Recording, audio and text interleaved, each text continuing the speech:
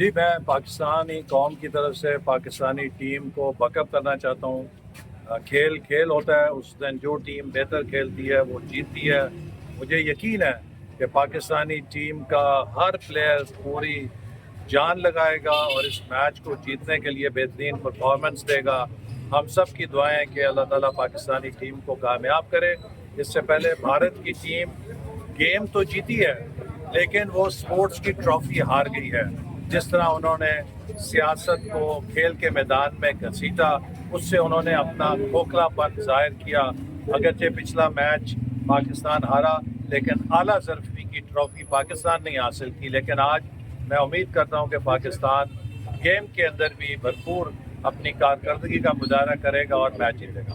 بین الاقوامی امیج اور پاکستان کی ساتھ پوری طرح متاثر ہوئی، اور اس کی بڑی وجہ یہی تھی کہ جیسے 2018 کے الیکشنوں میں نے ہر تقریر میں کہا کہ اگر ایک اناڑی انسان موٹر سائیکل نہیں چلا سکتا تو اور سعودی عرب کے درمیان باہمی دفاع کے معاہدے کو سیلیبریٹ کر سکیں اور اللہ تعالیٰ کا شکر ادا کر سکیں کہ اللہ تعالیٰ کی ذات پاکستان کو ہر آنے والے وقت کے ساتھ نئی بلندیوں کے سرفراز فرما رہی ہے۔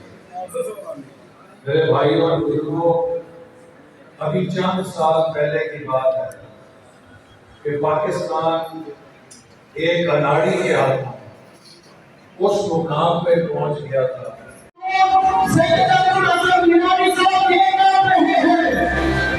پاکستان